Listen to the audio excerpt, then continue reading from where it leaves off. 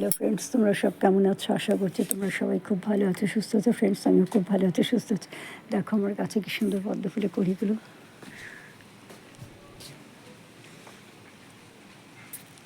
কত বড় বড় হয়েছে। এই একটা,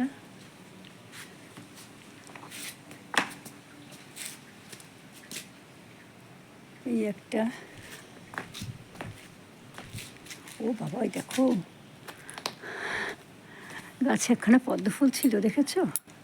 তোমরা কি দেখতে পাচ্ছ?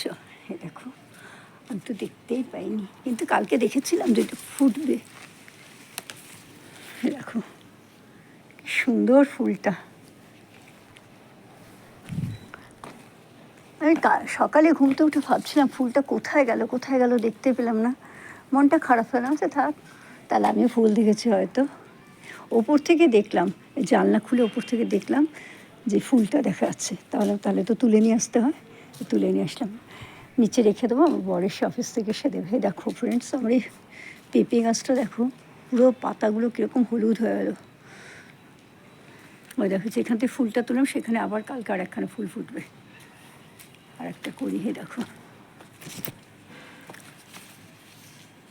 এই দেখো আর একখানা বড় করি, এখানে কালকে ফুটবে। এটাই দেখতে পাইনি, এখানে আজকে হয়েছিল, দেখতে পাইনি। ঠিক আছে ফ্রেন্ডস, এই দেখো সমস্ত সারগুলো তুলে রেখেছি।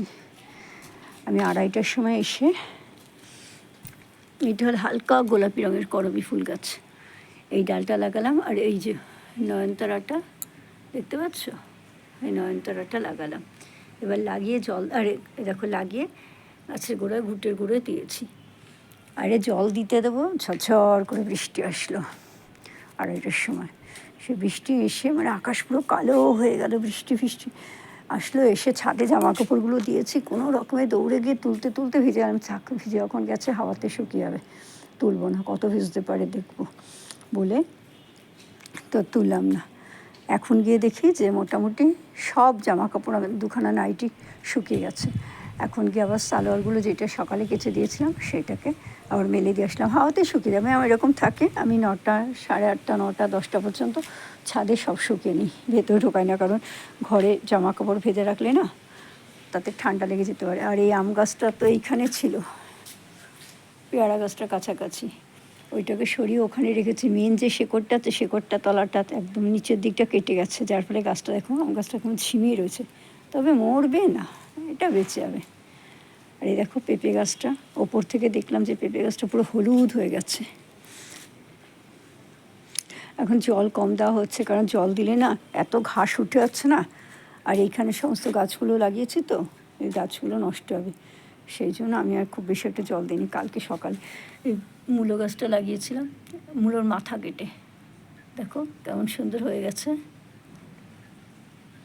বুঝেছ? ঠিক আছে। আর এই দেখো বেগুনটা আড়ালে রেখে দিয়েছি, লুকিয়ে রেখে দিয়েছি প্লাস্টিক দিয়ে ঢেকে। দেখো এখান দিয়ে দেখো প্লাস্টিক দিয়ে ঢাকা দিয়ে রেখেছি। ঠিক আছে ফ্রেন্ডস, আমার এই ভিডিওটা তোমাদের কেমন লাগলো অবশ্যই কমেন্ট করে জানিও।